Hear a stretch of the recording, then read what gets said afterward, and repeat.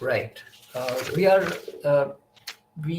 have entered section 2 of our syllabus, which is the section 2, which is titled the interpretive dimension of the social sciences revisited. I think the what is this revisiting about? I think will become clear as my lectures proceed. In the last class, I gave a certain background against which you need to evaluate the kind of concerns that I will be forwarding under this segment on revisiting the interpretive dimension of the social sciences. And I alluded to some of the shifting contexts of the philosophy of social sciences, and then try to posit that some of the concerns that we will be engaging with under this large rubric will be, will have to be assessed against that backdrop, right? But let me take up the first section of the first segment of the second section, which is called the concept of understanding and contextualized self-interpretations, epistemological and methodological aspects, right? And I mean, the reading here has already been shared with you, which are 2 key essays from Charles Taylor, and then a supplementary reading from a particular chapter on understanding in Stephen Turner and Paul Roth, the Blackwell Guide to the Philosophy of Social Sciences, right? That's it. So, okay. Now, so let me move into hermeneutic understanding. So we are talking of understanding, yes, but I mean, we are attaching an added label to this called hermeneutic understanding, right? Okay. Now, and I'm going to contextualize the discussion of understanding, and particularly hermeneutic understanding, to the writings of Charles Taylor. And I'll give you some background of Charles Taylor presently. Okay. Now, as with any tradition of thought, I mean, or let me put it this way: that in the social sciences, by and large, there have been a proliferation of hermeneutic approaches to or hermeneutic interpretive approaches in the social sciences, right? And this includes the history of ideas, the study of political cultures, the study of action, human actions and institutions, the analysis of public policy, and the study of political ideologies, discourses, media representations, and so on, right? So there have always been a proliferation of hermeneutic interpretive approaches in the social sciences, right? So it's important for us to contextualize these hermeneutic interpretive approaches in the social sciences, right? And before I begin to contextualize it to the writings of Charles Taylor, I think it's important to fix on that word hermeneutics, right? I mean, by hermeneutics, what one means is a certain tradition of thought, okay, which traces itself back to the study of scriptural traditions, of texts, classical texts, right, etc. Okay, and in fact, there is a complex genealogy to this tradition of thought that we are naming as hermeneutics. In fact, some scholars trace it back to a certain disruption in the cosmos of medieval thought in Europe. Okay, and with that disruption in the cosmos of medieval thought in Europe, there is also a dislocation, okay, between human beings on the one hand, and the divinely sanctioned universe on the other, right? And that this dislocation between the human realm on the one hand and the divine realm on the other prompts the, according to these sources, it prompts the emergence of reading, it prompts new exercises in biblical exegesis, the exegesis of the Bible, the scriptures, especially during the Renaissance and the Reformation, right? So there is a complex genealogy that underlies hermeneutics as a tradition of thought. But I'm not going to go into the historical background to this tradition of thought called hermeneutics. But I think it's important to recognize that there is a complex genealogy that attaches to hermeneutics, right? One is more interested not in this genealogy, but in its more modern manifestations. And in its more modern manifestations, hermeneutics has been associated with the writings of Wilhelm Dilthey, who himself was drawing on the writings of his own time, especially the Romantic philosopher and theologian Schleiermacher, etc. But then you also have writings beyond Dilthey coming in Martin Heidegger, Hans George Gadamer, as well as more recent thinkers like Paul Ricoeur, Charles Taylor, Hubert Dreyfus, who have actually tried to develop this tradition of thought and pushed this tradition of thought into the human sciences, the social sciences, and so on, right? Now, so I think it's important to recognize that there is a proliferation of hermeneutic interpretive approaches in the social sciences, and I'm not going to go into the variety of these writers that I have already invoked, but I want to look at the ideas about hermeneutic understanding developed by Charles Taylor, right? Now, in fact,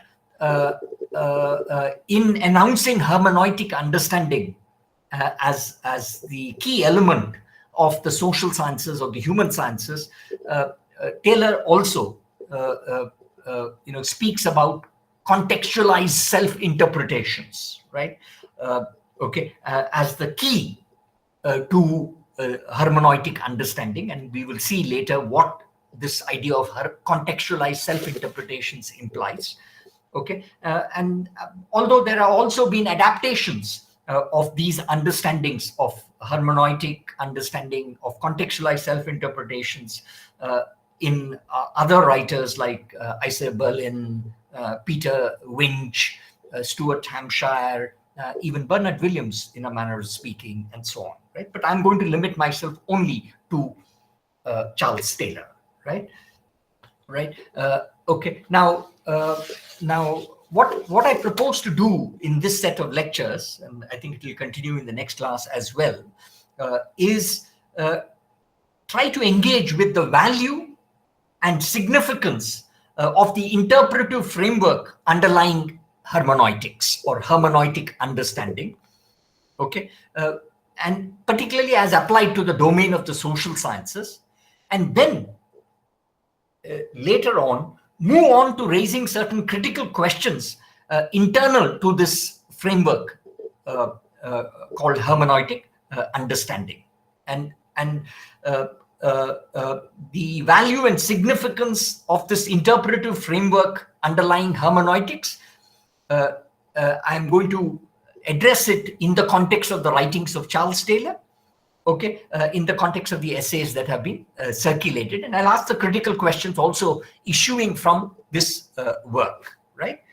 In fact, the key question that I will be pinning on in the course of these lectures is about the role of self-interpretations what is the nature of self-interpretation and the role of self-interpretation, as indeed the idea of contextualized self-interpretations in the social sciences, right, etc.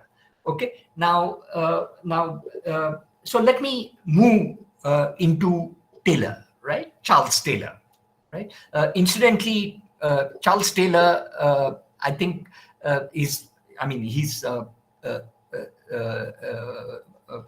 and he's still active in academia, although he's beyond 80 years old.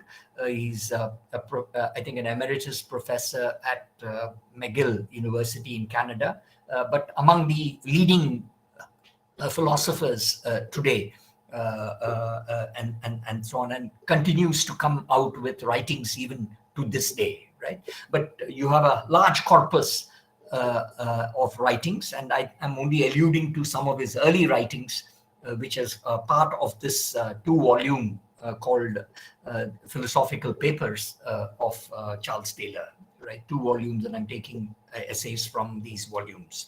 But then he has contributed to not just methodological discussion in the social sciences. He's also has some wonderful work on political philosophy, especially on multiculturalism. He has also been fairly active in Canadian politics, and also, incidentally, a practicing Christian, and then which also oversees his engagement with questions about modernity. He has this wonderful book on modern identity called Sources of the Self. Then he also has subsequently wrote another magnum opus called The Secular Age, and so on. So there is a large canvas that Charles Taylor occupies, and we are only looking at a key point of departure in Charles Taylor's scholarly corpus, especially his contributions to methodological debates in the human sciences or in the social sciences and so on, right? And one of the key features of the hermeneutic model is to emphasize the role of language and meaning in mediating the experiences of actors, right?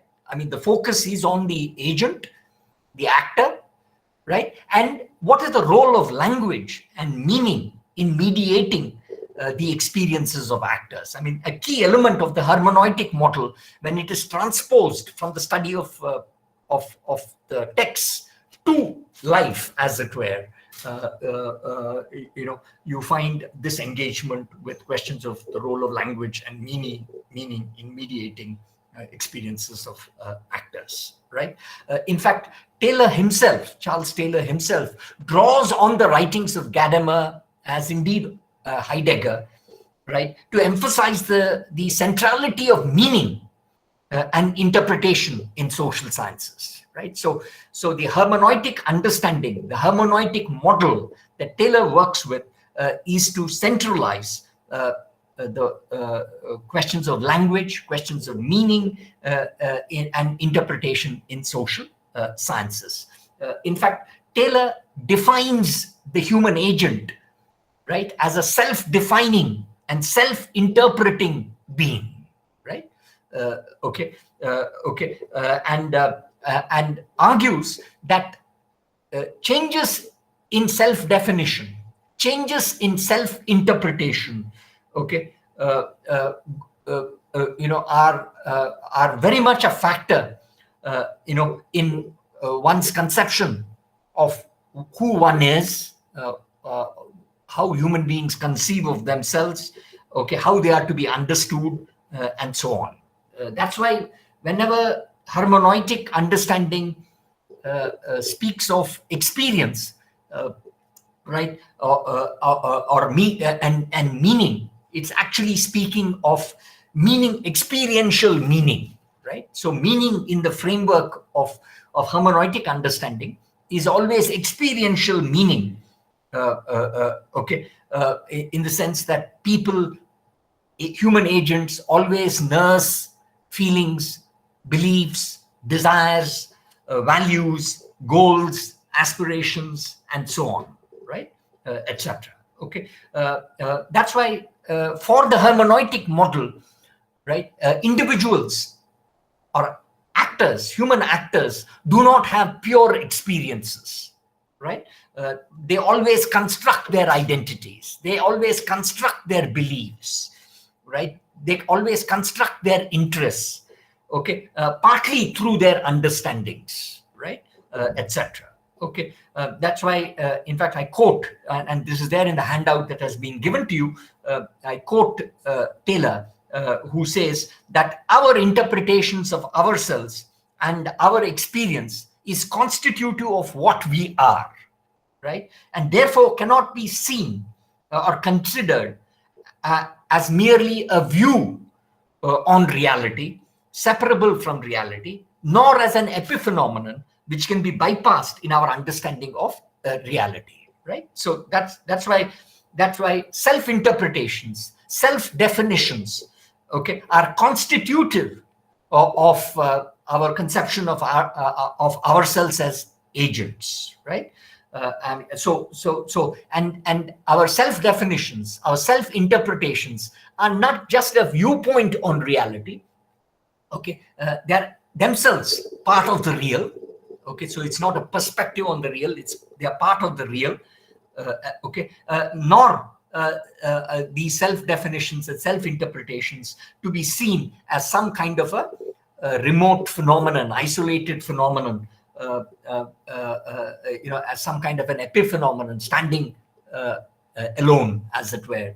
But rather, any understanding of reality requires engaging with the self-definitions and self-interpretations that actors bring to reality, right? So with this brief overture, let me move into more systematically into Taylor, right? Okay. Now, according to Taylor,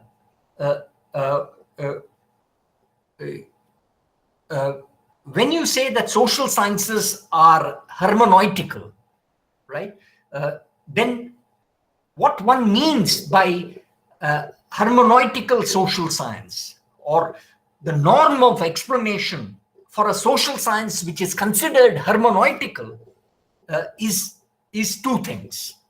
Okay, is to make sense of the behavior of agents, making sense. Okay, right. Okay, and for Taylor, making sense, right, of the behavior of agents implies offering an interpretation. Okay, and offering an interpretation for Taylor requires three conditions. Any interpretation to be qualifying as an hermeneutical one has to adhere to three conditions. Okay, and consequently, any science, any social science which is hermeneutical is a science which adheres to these three conditions, right?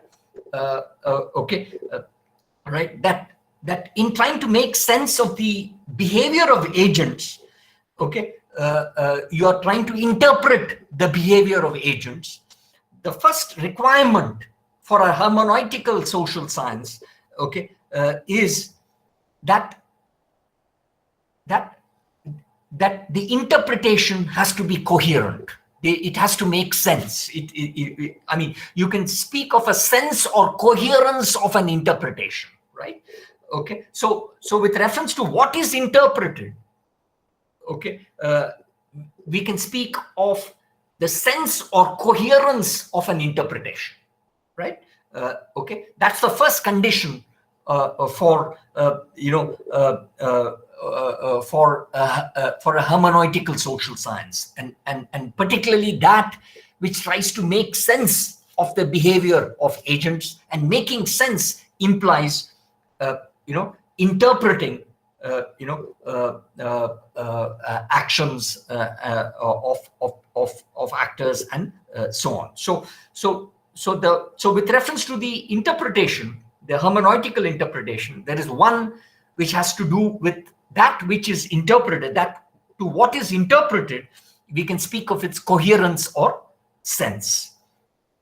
The second condition is that this sense or coherence can be expressed in another form, right? Okay. In other words, when you interpret an action, you're giving, right, a clearer expression, okay, to the meaning of what, or to the experiential meaning to be interpreted. So there is something that has to be interpreted, right? So you're trying to give sense or coherence to what is to be interpreted. And the second condition is that you're giving better expression, okay, you're giving a clearer expression to the experiential meaning to be interpreted. And three, the sense or coherence is for a subject, right?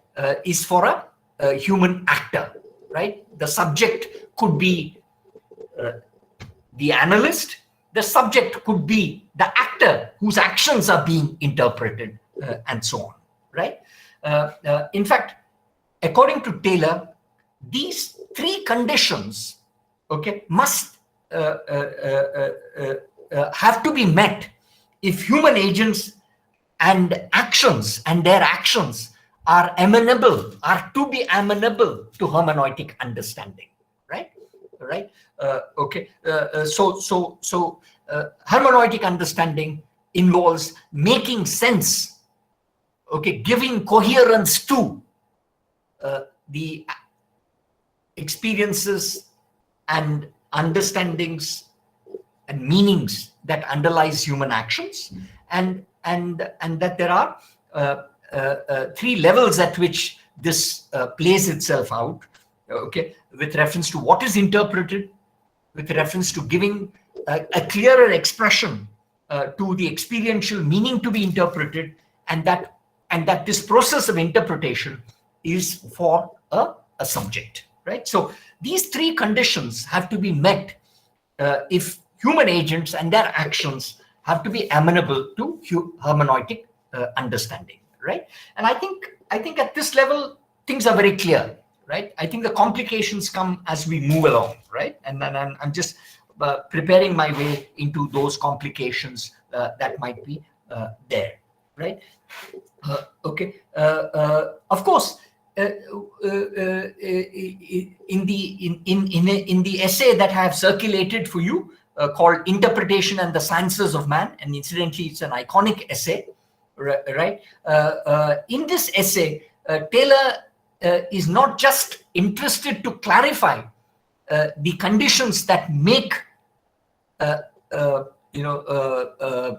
study of human actions hermeneutical, or to lay the basis for a hermeneutical social science.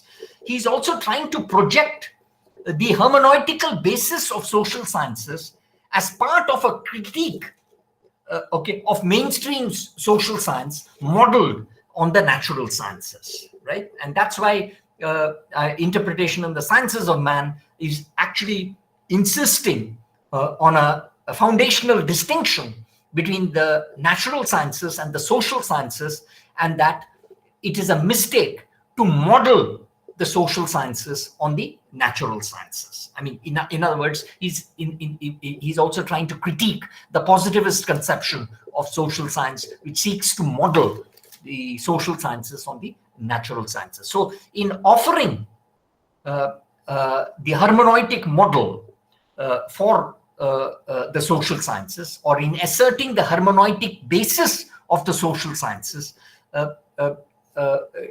Taylor is also offering a critique of the mainstream positivist conception of social sciences modeled on the natural sciences, right? In fact, as Taylor clarifies in that essay, Interpretation and the Sciences of Man, Taylor points out that natural sciences study objects which are essentially meaningless and decontextualized, right? Okay, so the objects of natural sciences are, they don't inhabit a universe of meaning, right? And that a lot of natural science is actually seeking to decontextualize its understanding of an object. I mean, etc. Right? Whereas for Taylor, social sciences, okay, deal with objects, okay, that are self-interpreting, right? I mean, it studies human beings, and human actors are self-interpreting human beings, right? That's why, unlike the natural sciences, according to Taylor, the social sciences are concerned with self-interpreting beings, okay, and it is these changing self-interpretations that is the object of study in the social sciences, right? Okay, and that these changing meanings can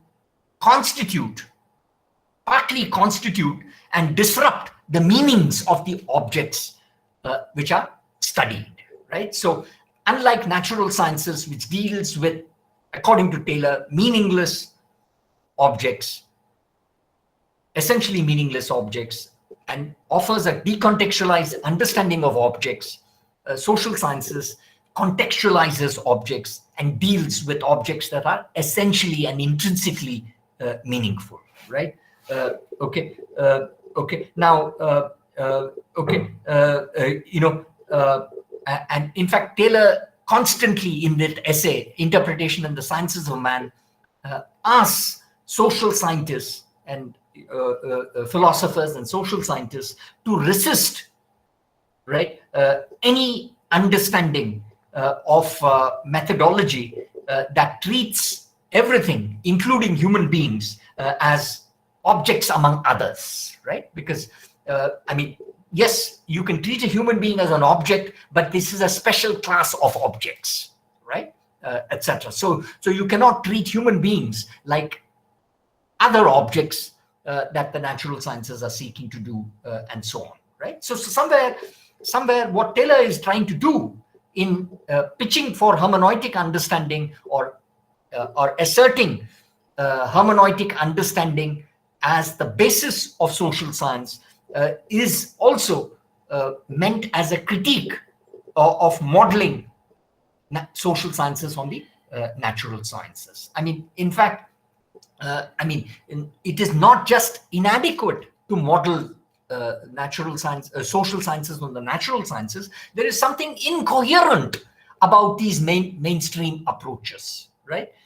Okay. There is something hopelessly inadequate about these mainstream approaches which seek to model social science on natural sciences. Okay, and in fact, as Taylor emphasizes, human events are never closed systems, right?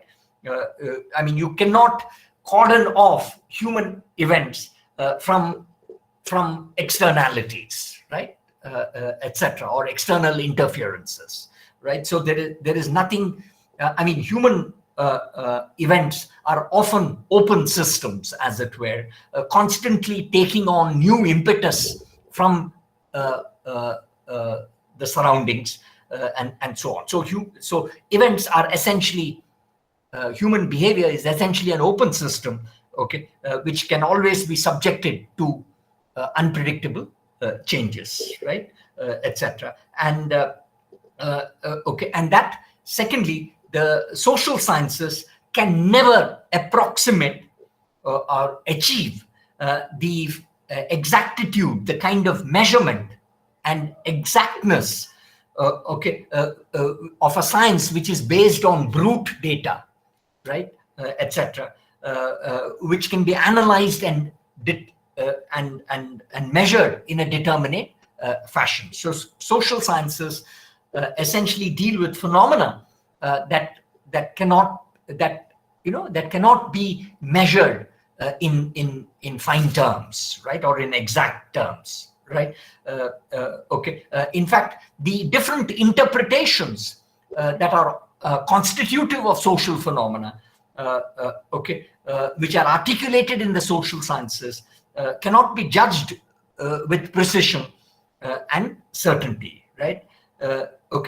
In fact, as Taylor puts it, different nuances of interpretation may lead to different predictions in some circumstances, and these different outcomes may eventually create widely differing future. So in asserting the hermeneutic basis of the social sciences, he is trying to set apart the social sciences or the human sciences apart and distinctively away from the natural sciences, and that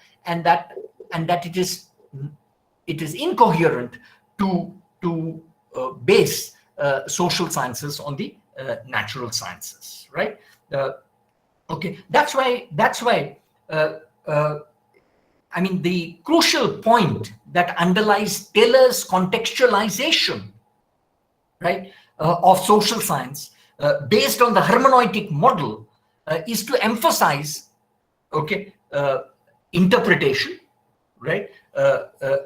And please note, the interpretation can take place at the level of the human agent themselves, okay, and on the part of researchers who are engaging with human subjects, okay. And I'm stressing this point because there are some complications here that we will soon bring, etc. So any social science which is based on the hermeneutic model emphasizes the primacy of interpretations, both at the level of the actors themselves and at the level of the researcher who is interpreting human actors, and that interpretation at both these levels is involved, crucially involved, in determining what is to count as facts or reality in any given situation.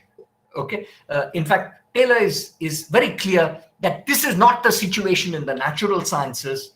Okay. I mean, the objects of the natural sciences are not and cannot in principle be self-interpreting, right, etc. Okay. I think, in fact, I have alluded earlier to Thomas Kuhn's response to this essay, Interpretation in the Sciences of Man by Taylor. And while Kuhn's point is an important one, I think somewhere Kuhn is also not adequately responding to the emphasis that Taylor is placing on interpretation, and especially self-interpretations which constitute the objects of the social sciences, right, etc. Okay.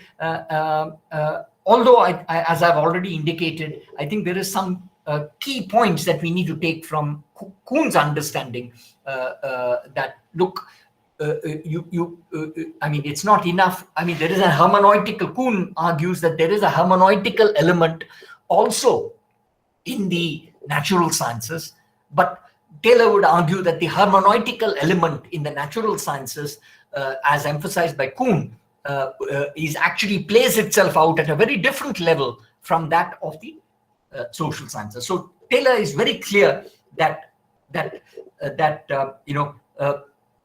objects in the natural sciences cannot be, right, are not in principle self-interpreting, right? I mean, and whereas in the social sciences, the objects of the social sciences are self-interpreting, self-defining creatures or being, right?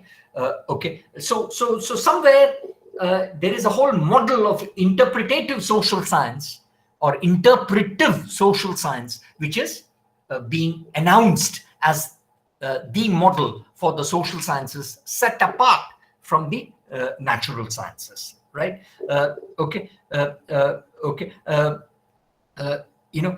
In fact, as I stress in the next slide, which is titled Interpretive Social Science, I think when Taylor is asserting this hermeneutic alternative for the social sciences, right, setting apart social sciences based on hermeneutics or a hermeneutical social science as distinct from the positivist conceptions of social science, I think he's not only affirming that human agents are self-interpreting beings, That he does emphasize it, and I've been stressing that in point already. But I think the crucial aspects of Taylor's treatment is that he's not content to only remind us that human agents are self-interpreting beings, whereas objects in the natural sciences can never be, in principle, self-interpreting.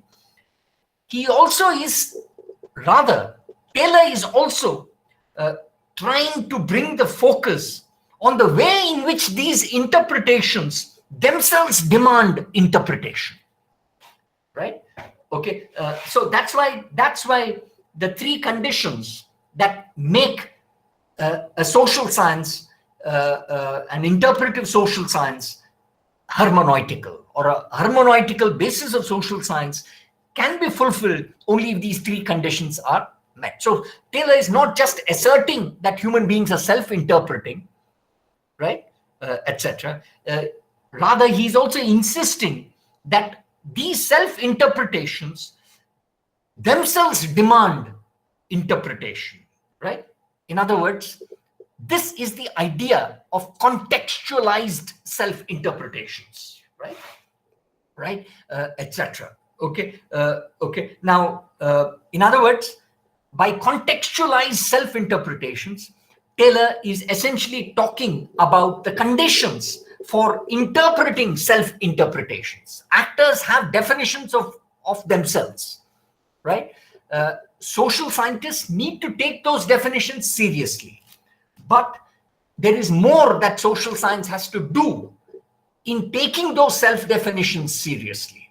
It also has to contextualize those self-definitions, right, etc. Okay, and that's why Taylor is not just, and I think this is a subtle, I mean, this is a subtle emphasis, and because he's just, I mean, somebody can say he's just stressing self-interpretations and keeping them different from natural objects and so on. No, he's actually also saying that not only are human agents self-interpreting, okay, these self-interpretations that agents bring themselves require interpretations, and there are certain conditions that have to be met for interpreting self-interpretations, right?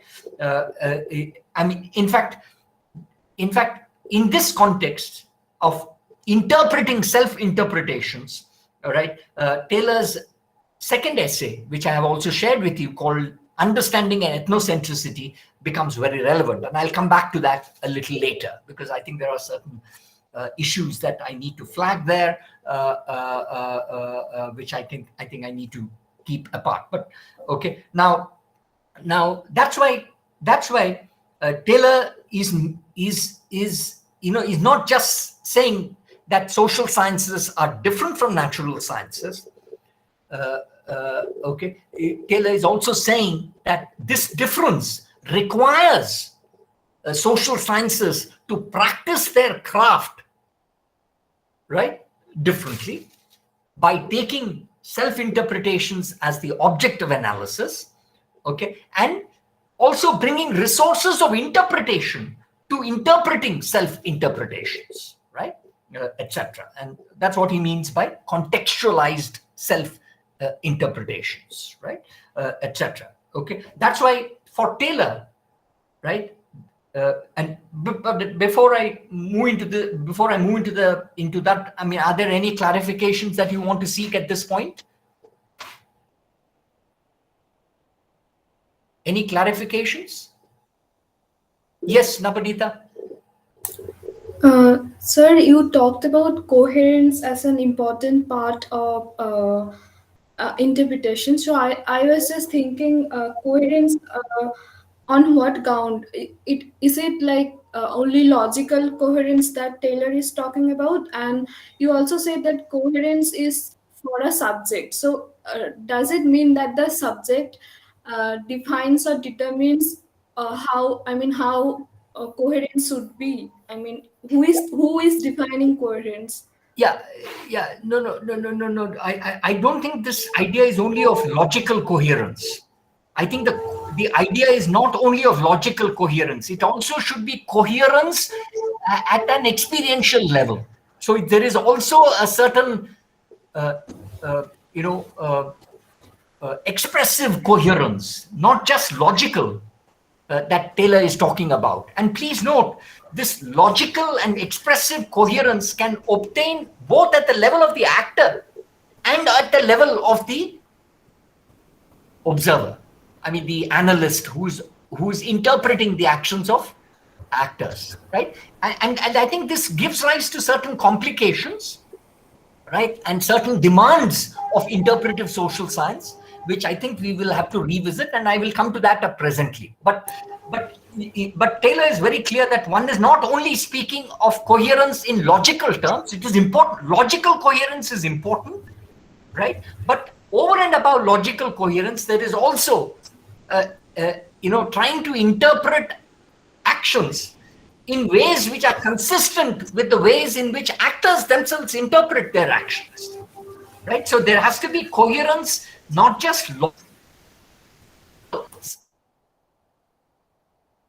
at the level of meaning, as it were, right? So although there is still an open-ended contestation that you can always raise about any coherence that is expressed, and I think your question is highlighting that contestatory aspect that can arise to the coherence that is expressed either at the level of the actor or at the level of the observer, right? But I think those are dimensions I will touch upon a little later.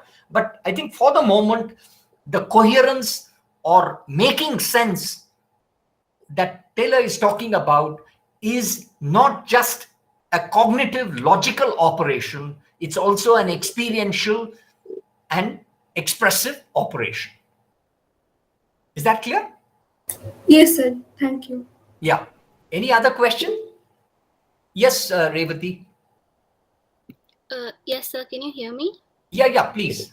Yeah, I wanted to ask the stark difference that Taylor is constructing between natural science and social science. Is there an element of anthropocentrism which is leading to this very distinct distinction that he's making between the two? Because, for example, when he says that the incoherence of this approach of the social sciences, it's part because human events are never closed systems, and Sure. they can't be caught up from external interference. But Sure. wouldn't this hold true even for the natural sciences, that the natural sciences also part of the reason why we say that the natural science can be closed off from external interference is because we as humans often force it onto our studies of the natural science and natural events. Right.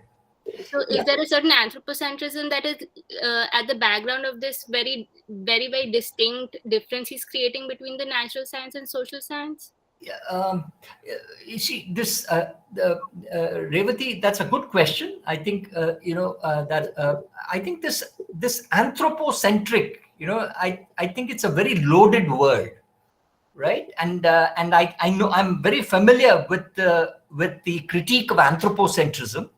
And so on. And surely Taylor is also sensitive to that critique of anthropocentrism, etc. And I think it is writ large across the corpus of his writings. So in emphasizing the primacy of meanings and of the actor, the subject, yes, on the face of it, he seems to be, giving room for the anthropocentric impulse.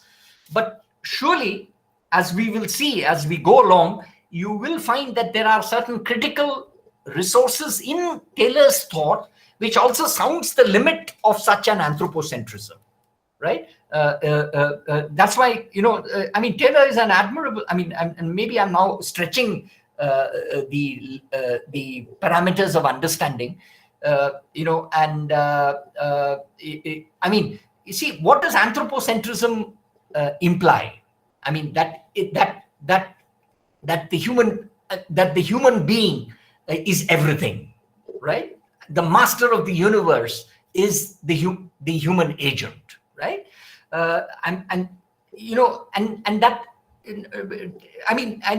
Taylor also gives a lot of primacy to at least in the context of his own engagement with modern identity in Europe, with the Christian conception, right? And surely the Christian conception does privilege ordinary life, human suffering, and so on, but it also tries to give a certain room for transcendence, right? And once you give room for transcendence, you are actually trying to point out that the anthropocentric realm is not the only constitutive realm, right? Etc. So it wouldn't be a fair charge to make against Charles Taylor that in emphasizing social sciences as distinct from the natural sciences and distinct on the grounds that you have correctly identified, that he's giving room to an anthropocentric conception, right? Etc. Because I think that would be against the very spirit of Taylor's engagement. He's giving some primacy. Please note the question of the subject, right? Okay, whether at the level of the actor or at the level of the analyst, who is also a subject, right? Who is studying other subjects, is a complicated question, right? In fact, a lot of philosophy, draws on attempts to move beyond the subject and so on. And the attempt to move beyond the subject is because any emphasis on the subject translates into an anthropocentric conception. I think that's a rather limited view. I think just because you stress the subject, that doesn't necessarily imply that you are being anthropocentric. Although the ways in which you think about the question of the subject can make for whether your submission is anthropocentric or not, right? And so on. But does this help you in resolving that doubt, Revati?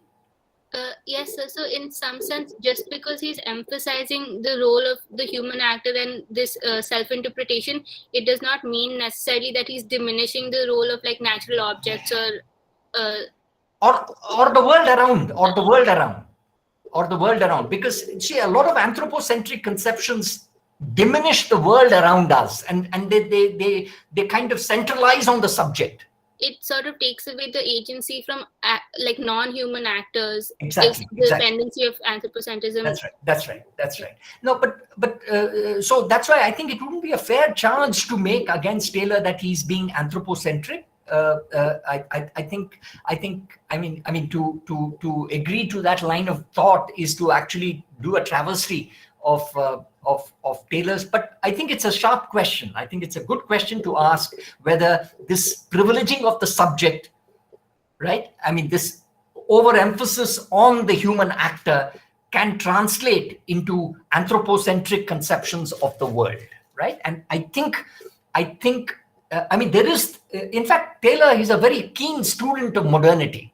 I mean, let me just add this point, and in fact, I have half a mind to teach the course on modernity and modernization as part of my elective in the next semester, and so on. And I'm still thinking about it, and I deal with different approaches to modernity. And Taylor has a very interesting take on modernity. In fact, according to Taylor, modernity is not just, focusing on reason, on instrumental rationality. That's a key element. I mean, the key element of reason, and especially instrumental reason, under modernity is there. But Taylor argues that there is more to modern reason than instrumental rationality. In fact, he also speaks of expressive rationality, right? There is an expressive dimension. In fact, he says that there is there is a moral ontology that attaches to the modern reason, right? Etc. And in the light of all of that, I think it would be a travesty to actually say that he is privy to an anthropocentric conception. But as I said, you're right in hinting at that. You're absolutely right, because an overemphasis on the subject can always translate into an anthropocentric conception. I'm only adding a caveat there that Taylor, in emphasizing the subject, is actually trying to contextualize the subject in more suggestive ways, and we will see this later as we move ahead. Yeah, thank you for that question. Any other clarifications?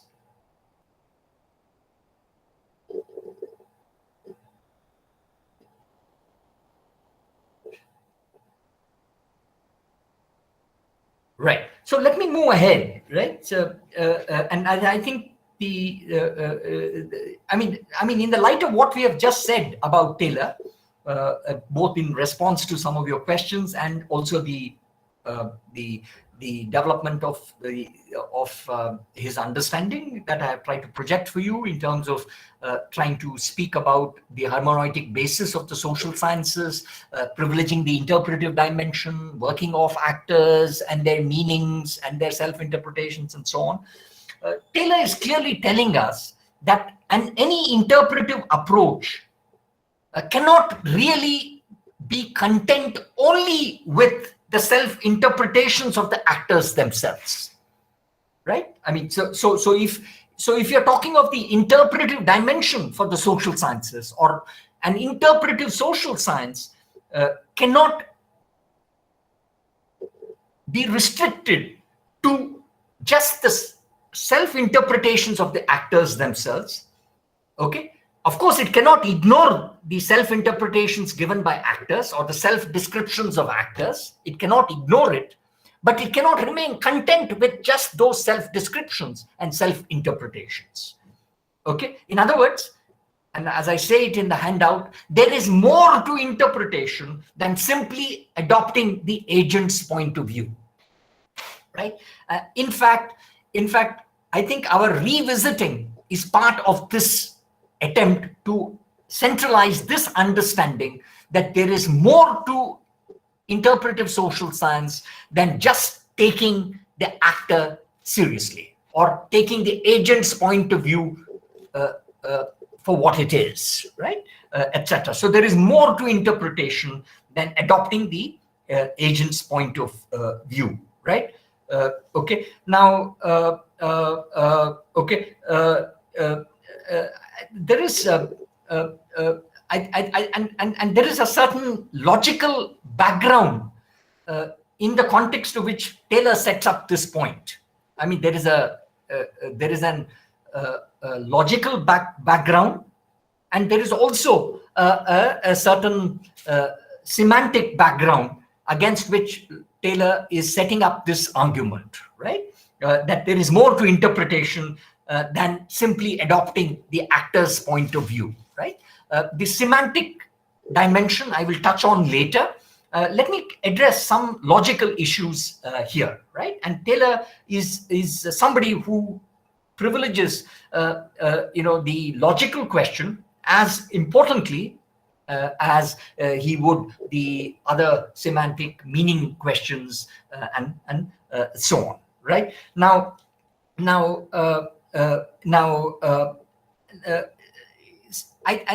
fact, as I say in the handout, okay, there are two components to any explanation or interpretation, right? And please note this is a logical aside, and I'm going to stress this point because this is a logical point. And I want you all to be a little attentive to this logical point, right? And then I'll come back to Taylor, right? I mean, what does it mean to say that there is more to interpretation than the agent's point of view? That you have to work with the agent's point of view, but interpretation, it cannot be restricted only to the agent's point of view, right? There's something logically interesting in what Taylor is talking about, right? Etc. So I think to understand and grasp what Taylor is harping on here, I think it's important to make this logical aside, as it were. I mean, broadly, and I'm making a sweeping remark, that there are two aspects to any interpretation or explanation, right? Right? I mean, I'm not, of course, some people will make a distinction between interpretation and explanation, etc. I'm not making any distinction between the two, right? surely we are talking of interpretive explanations, right? In fact, this hybrid called interpretive explanations is something that actually Weber speaks about. I mean, when Weber speaks about his interpretive sociology, he argues that the task of interpretive sociology is interpretative explanations, right? So he kind of synthesizes the impulse to explain and the impulse to understand together in that hybrid formulation, right? But anyway, keep that aside. I think there are two components to any explanation and or interpretation, right? One, there is something to be explained. There is a phenomenon to be explained, an event to be explained, an action or a behavior which has to be explained or interpreted. And in the technical literature, it is called the explanandum, right? Okay, it's called the explanandum, right? Or in some other books, it's referred to as the explicandum, right? Okay. So there is something to be explained, and something which is doing the explanation, right? The something which contains the explanation. That's why any explanation, any interpretation can actually be broken down logically to two components, right? What is called explanandum, what is to be explained, and second, what is doing the explaining, what is contained in the explanation, right? Which is called explanans, right? Or explicans, right? Etc. So I think it's important that we address these two components of any explanation or interpretation. That which is to be explained, the event that is to be explained, okay, or interpreted, and that which is doing the explanation or the interpretation, that which contains the interpretation or the explanation, I mean that you attribute a cause or a meaning, okay, or some antecedent condition to that event. That is the explanans, right? Etc. Okay. So I think it's important to recognize that there are two components: explanandum and explanans, explicandum and explicans, right? Etc. Now, whenever we examine an explanation or an interpretation, when we evaluate, assess an explanation or an interpretation, we need to examine whether the explanans, right, is sufficient to explain the explanandum, right? I mean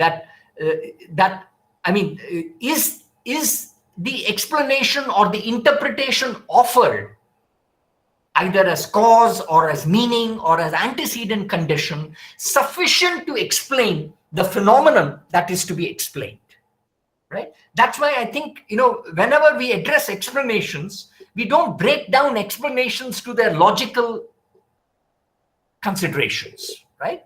Etc. So logical issues are important. Okay, we only look at an explanation and then try to assess, an explanation, whether it corresponds with reality or something else. There is also a logical test that our explanations have to adhere to, and I think it's important that we have this logical backdrop in perspective, right?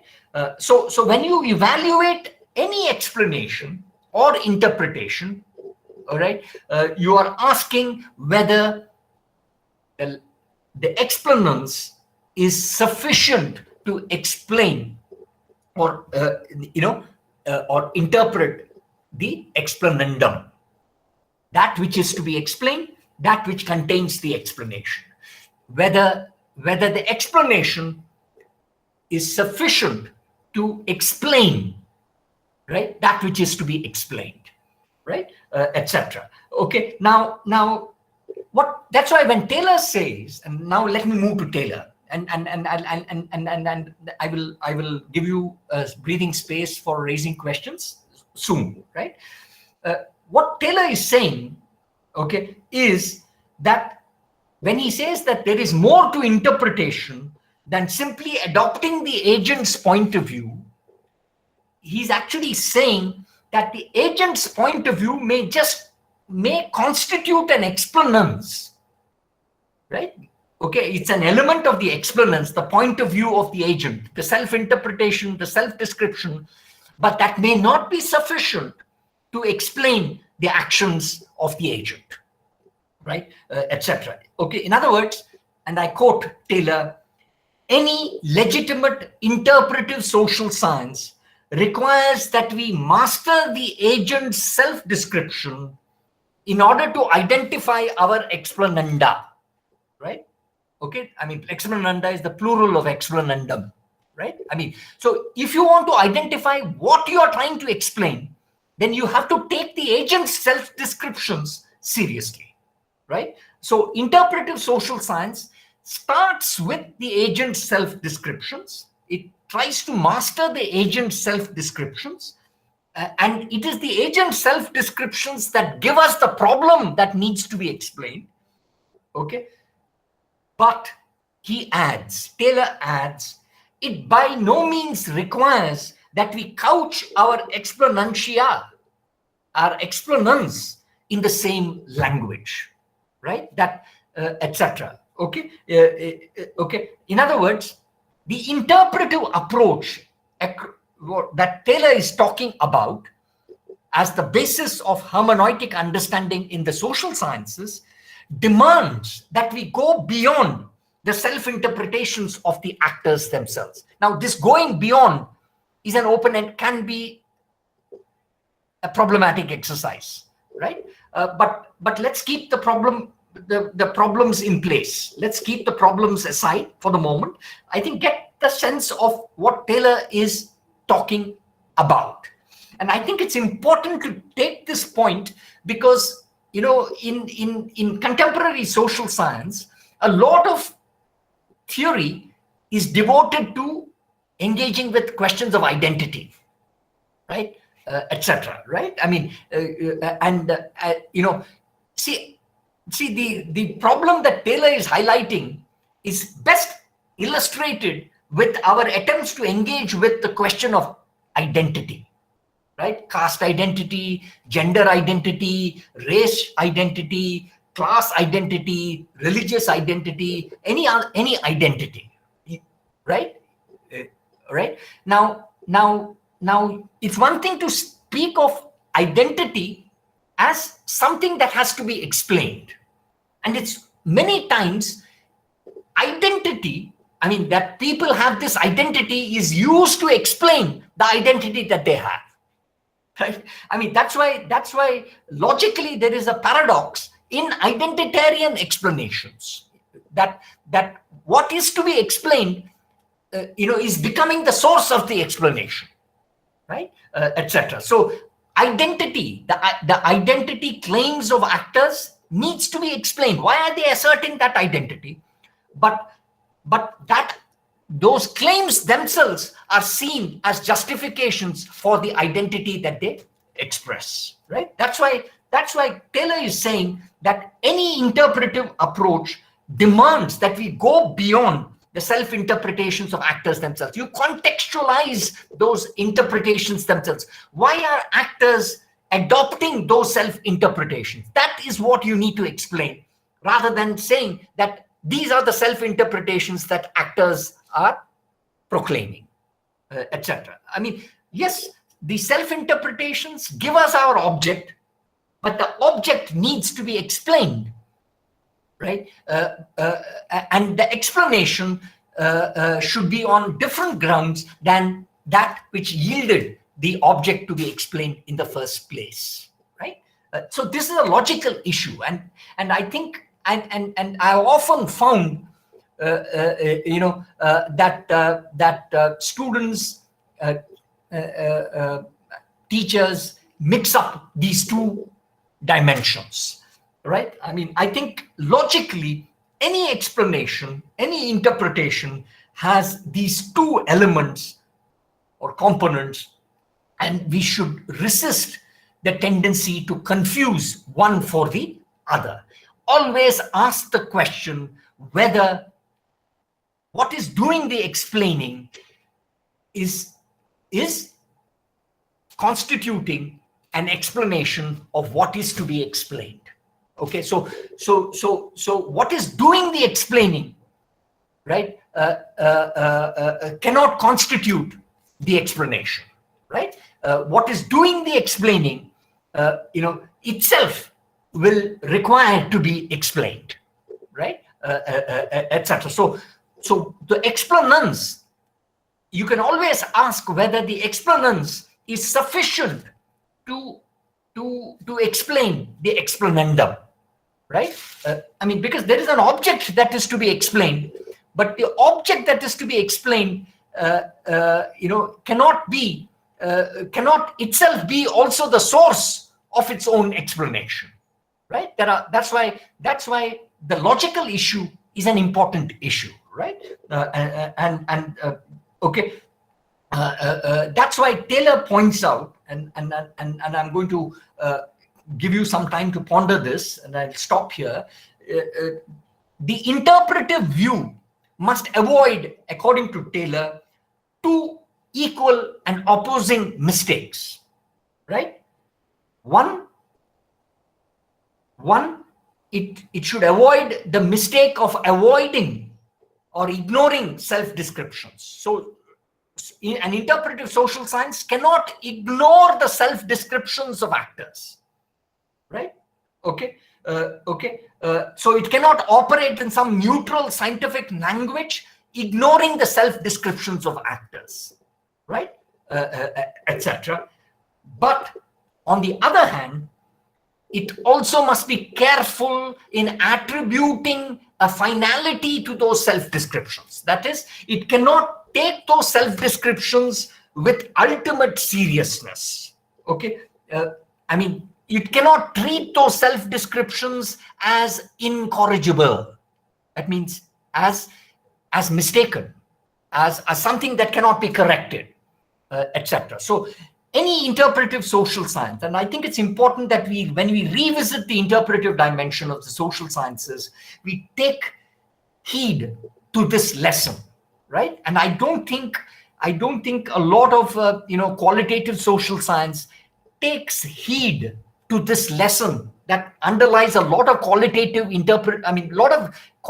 social science is built on interpretations, right? But interpretations also have their protocols, right? And Taylor is reminding us that that an interpretive social science must avoid these two equal and opposing mistakes of ignoring self-descriptions. It should avoid, ignoring it. So it has to take self-descriptions into account, but it cannot treat these self-descriptions as incorrigible, as something that cannot be corrected or something problematic about the self-interpretations themselves. That's why Taylor is arguing that there is more to interpretation than simply adopting the agent's point of view, right? Etc. Okay, and please note there is a context in which Taylor is making these important reminders, and I will take that up for fuller treatment in the next class. Taylor is actually debating some other scholars who are especially Vita Winch and others, and I will speak about them a little in the next class. But I think it's important that the interpretive dimension of the social sciences heed this idea that it cannot ignore the agent, but it cannot see the agent as somebody who is final, certain, and incorrigible, right? Etc. Which partly also answers the question that Revati asked us about anthropocentric, because it says that an anthropocentric conception would speak about the incorrigibility of the agent, that the agent can never be mistaken, right? Etc. The agent is the master, but the fact is that agents are fallible creatures, human agents are fallible. They may be ignorant. They may misunderstand themselves. They may be influenced by other externalities and so on, etc. And consequently, there is nothing incorrigible about the agent's point of view. So there is more to interpretation than simply adopting the agent's point of view. Let me stop here, and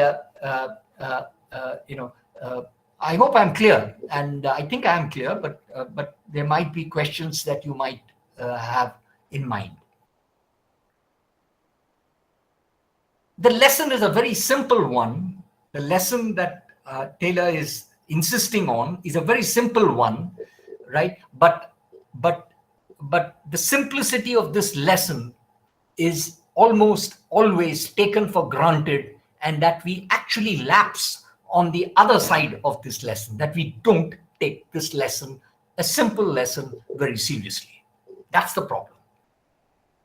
Any questions or any clarifications?